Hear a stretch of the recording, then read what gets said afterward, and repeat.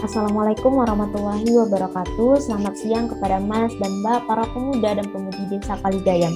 Salam sejahtera untuk kita semua. Perkenalkan, nama saya Ataya Syifa Widarana dari Subunit 3 KKN PPM UGM tahun 2021. Baiklah, pada kesempatan kali ini saya akan membahas tentang wirausahawan yang mandiri, kreatif, dan inovatif. Nah, sebelumnya, apakah Mas dan Mbak mengetahui siapakah tokoh yang ada di foto ini? Ya, dia merupakan Muhammad Baidowi, seorang pengusaha sukses yang bergerak di bidang bisnis pengolahan sampah dan juga memproduksi mesin pencacah sampah plastik. Sangat menarik ketika kita berbicara tentang bisnisnya, di mana sampah yang dianggap sebagian orang merupakan hal yang tidak berguna, namun bagi Baidowi dapat menghasilkan pundi-pundi uang. Mungkin sebagian Mas dan Mbak juga penasaran, bagaimana sih cara Muhammad Baidowi dalam merintis usahanya ini? Sekilas cerita tentang Muhammad Baidowi dalam merintis usahanya bermula ketika ia mengundurkan diri sebagai pegawai Royal Bank of Scotland tahun 1999 akibat terjadinya krisis moneter. Lalu dia mencoba membuka peluang baru dengan berwirausaha. Usaha pertama yang ia geluti yaitu adalah beternak jangkrik, namun ia mengalami kegagalan karena jangkriknya yang ia ternak tidak bertambah banyak, namun justru menjadi lebih sedikit. Akhirnya ia mencoba mencari usaha-usaha baru. Selama proses pencarian itu, ia bertemu dengan seorang pria tamatan SD yang sukses dengan bisnis pengolahan sampah. Pria tersebut pun bercerita bahwa bisnis pengolahan sampah berbeda dengan bisnis-bisnis lainnya yang memiliki resiko-resiko tertentu. Seperti bisnis makanan yang memiliki resiko basi atau bisnis ternak yang memiliki resiko ternaknya yang bisa mati. Tapi bisnis pengolahan sampah yang diperlukan kerja keras, semangat, dan pantang menyerah. Setelah bercerita dengan pria tersebut, Muhammad Baidowi pun mulai tertarik dan memutuskan untuk menggeluti bisnis pengolahan sampah. Namun tidak seperti yang ia bayangkan, bisnis ini juga memiliki kendala dan rintangan-rintangan tersendiri. Salah satunya di mana mesin pencacah sampah tidak bekerja dengan baik yang mengharuskan ia untuk memperbaiki sendiri mesin tersebut. 1 tahun lamanya hingga akhirnya ia memiliki permasalahan finansial yang mengharuskan ia untuk menjual pabrik miliknya. Tapi tidak ada satupun pembeli yang menawar pabrik miliknya, sehingga ia memutuskan untuk kembali menggeluti bisnis ini dan belajar kepada pengepul besar cara memperbaiki mesin pencacah sampah. Setelah ia belajar, ia pun mampu untuk memperbaiki mesin pencacah tersebut, dan ia pun bahkan berhasil mendesain mesin pencacah sampah plastik miliknya. Berkat kegigihan dan kerja kerasnya, akhirnya ia mampu mencapai kesuksesan. Hingga saat ini, ia telah bekerja sama dengan 100 mitra yang tersebar di beberapa wilayah Indonesia hingga ke Aceh, dan biji plastik olahannya diekspor ke beberapa negara, terutama Tiongkok. Ia pun masih memproduksi mesin pencacah sampah plastik yang dihargai mulai dari 25 hingga 40 jutaan. Usahanya ini pun mengantarkan Baidowi pada banyak penghargaan, salah satunya yaitu Pemuda Pelopor Tingkat Nasional tahun 2006, Tokoh Pengusaha Muda Terbaik Pilihan Majalah Tempo, Sugeng Sarjadi What's on Good Governance, Piagam Penghargaan Kalpataru tahun 2010, dan juara 1 UKM di Samsul Award tahun 2009. Nah, bagaimana menurut Mas dan Mbak cerita dari Muhammad Baidowi ini? Apakah Mas dan Mbak juga tertarik untuk menjadi wirausahawan dan membuka usaha baru? Cerita Muhammad Baidowi ini mengajarkan kita untuk selalu bekerja keras dan pantang menyerah, serta mampu mengambil peluang di semua kondisi yang ada, di mana sebagian orang menganggap sampah itu tidak berguna, tapi Muhammad Baidowi, sampah justru bisa menjadi pundi-pundi uang yang berlimpah. Jadi, apa itu wirausahawan?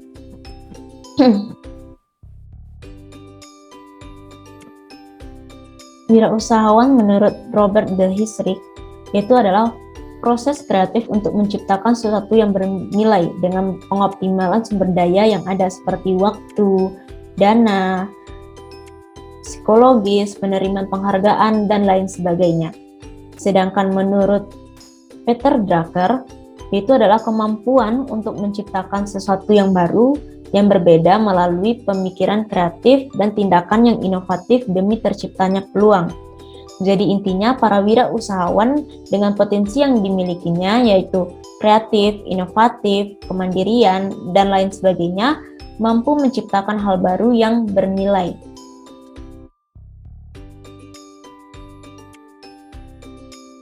Lalu bagaimanakah kondisi wirausahawan dan pengusaha yang ada di Indonesia? Berdasarkan Kemenkop UKM tahun 2016, Indonesia mengalami peningkatan sebesar 0,5%, dari 2,6% menjadi 3,1% jumlah wirausahawan dan pengusaha per jumlah penduduk yang ada di Indonesia. Sebenarnya angka ini telah memenuhi standar internasional yakni sebesar 2%. Namun ketika kita bandingkan dengan beberapa negara, jumlah rasio wirausahawan di Indonesia masih tergolong kecil, di mana Amerika sebesar 12%, Jepang 11%, Singapura 7%, Tiongkok 10%, Malaysia 5%, dan Indonesia 3,1%. Angka ini mengantarkan Indonesia menjadi peringkat ke-94 dari 137 negara. Untuk menjadikan Indonesia menjadi negara maju, setidaknya Indonesia harus memiliki rasio jumlah wirausahawan minimal di angka 4%. Berarti dibutuhkan setidaknya 4 juta wirausahawan baru yang dapat memperkuat struktur perekonomian negara kita. Oleh karena itu, pemerintah berupaya untuk meningkatkan jumlah wirausahawan yang ada di Indonesia, termasuk industri kecil dan menengah, serta berupaya untuk meningkatkan produktivitas dan daya saing di era digital. Oleh karena itu, kita sebagai pemuda dan pemudi yang masih memiliki daya juang dan semangat yang tinggi dapat turut serta membantu penguatan struktur perekonomian Indonesia, salah satunya dengan berwirausaha. Jadi, Mas dan Mbak, kita memiliki peluang yang sangat besar dalam berwirausaha. Sekaligus kita dapat mengembangkan potensi yang ada dalam diri kita. Lalu, apa sih keuntungan yang kita dapat jika kita berwirausaha? Keuntungan yang kita dapat ketika kita menjadi wirausahawan adalah yang pertama yaitu adalah kebebasan, di mana ketika kita menjadi wirausahawan, kita memiliki peluang untuk menentukan nasib kita sendiri, tujuan kita sendiri, dan cita-cita kita sendiri. Yang kedua yaitu adalah perubahan. Mungkin di sini Mas dan Mbak dapat menyimpulkan dari cerita Muhammad Baidowi tadi, bahwa salah satu keuntungan wirausahawan yaitu adalah dapat melakukan perubahan, di mana pada mulanya ia beternak jangkrik namun tidak mengalami keuntungan, akhirnya dia merubah menjadi bisnis pengolahan sampah anorganik, dan ia pun dapat mengembangkannya dan memproduksi mesin pencacah sampah plastik. Selanjutnya yaitu adalah potensi, di mana ketika kita menjadi wirausahawan, kita memiliki peluang untuk mencapai potensi diri yang sepenuhnya. Kita dapat mengembangkan dan juga menyalurkan potensi dan bakat yang ada di dalam diri kita. Selanjutnya yaitu adalah keuntungan, di mana ketika kita menjadi wirausahawan, kita memiliki peluang untuk meraih keuntungan dan kesuksesan yang optimal. Selanjutnya yaitu adalah kesukaan. Mungkin di sini Mas dan Mbak pernah melihat sebagian besar para wirausahawan memilih untuk masuk ke dalam dunia wirausaha atau bisnis dikarenakan mereka tertarik dan juga menyukai bidang tersebut. Selanjutnya yaitu adalah pengakuan, di mana ketika kita menjadi wirausahawan, kita memiliki peluang untuk berperan aktif dan mendapatkan pengakuan di masyarakat. Wirausahawan berperan dalam memainkan sistem bisnis di lingkungan masyarakat serta kesadaran bahwa kerja memiliki dampak nyata dalam melancarkan fungsi sosial dan juga ekonomi nasional. Selanjutnya, peran wirausaha bagi suatu negara. Yang pertama yaitu adalah menciptakan lapangan pekerjaan. Yang kedua merupakan sumber pendapatan dan pemasukan negara, salah satunya melalui pemasukan APBN dan APBD melalui pajak. Yang ketiga yaitu adalah meningkatkan taraf hidup masyarakat dengan adanya lapangan pekerjaan yang dibuka sehingga membantu mengurangi angka pengangguran. Secara langsung, taraf hidup masyarakat dapat meningkat sebab mereka telah memiliki pekerjaan dan pendapatan. Yang keempat yaitu adalah mengurangi kesenjangan dan ekonomi sosial.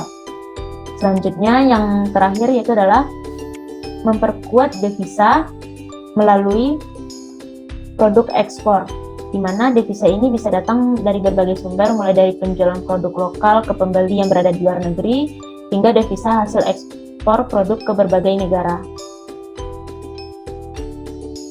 Jadi tadi Mas dan Mbak sudah melihat contoh dari Muhammad Badawi, pengusaha di bidang bisnis pengolahan sampah. Selanjutnya ada beberapa contoh tokoh muda yang sukses lainnya di masa sekarang. Yang pertama yaitu adalah Dea Valencia, merupakan pengusaha muda sukses dengan batik kulturnya.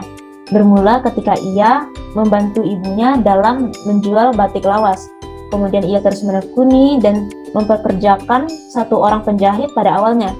Dan usahanya terus berkembang hingga sekarang ia berhasil mempekerjakan 120 orang dengan 50 orang penyandang disabilitas. Ia menggunakan aplikasi Facebook dan Instagram dalam pemasaran produk buatannya. Sekarang omset penjualannya telah mencapai ratusan juta dalam waktu 1 bulan. Selanjutnya yaitu adalah Ali Muharram. Nah, mungkin di sini Mas dan Mbak pernah mendengar atau juga memakan produk makaroni ngehe, di mana keripik ini memiliki berbagai macam rasa. Nah, Ali Muharram ini merupakan pendiri dari gerai makaroni ngehe. Dalam perjalanannya merintis usaha, dia menemukan berbagai macam kendala dan rintangan. Mulai dia menjadi sales toko, penjaga kantin, tukang cuci piring, penjaga toko baju, hingga penulis skenario. Bahkan ia pernah sampai tidur di emperan toko dan tidur di masjid. Namun dengan kegigihannya ini, ia dapat mendirikan gerai makaroni ngehe yang telah memiliki 32 gerai yang tersebar di beberapa kota di Indonesia seperti Jakarta, Tangerang Selatan, Tangerang, Bekasi, Bandung, Yogyakarta, Malang, dan Surabaya. Penjualan makaroni ngehe bisa mencapai 20 ton dalam waktu 1 bulan dan pernah mencapai omset 40 miliar. Selanjutnya yaitu adalah Hamzah Izul Haq, yang merupakan seorang direktur utama PT Hamasa Indonesia. Jiwa wirausahanya ini telah muncul ketika ia berada pada bangku kelas 5 sekolah dasar, di mana ia memulai berjualan permainan anak pada masa itu, yaitu seperti kelereng dan petasan. Dan sekarang ia telah memiliki lisensi bimbel dengan keuntungan 520 juta per bulannya.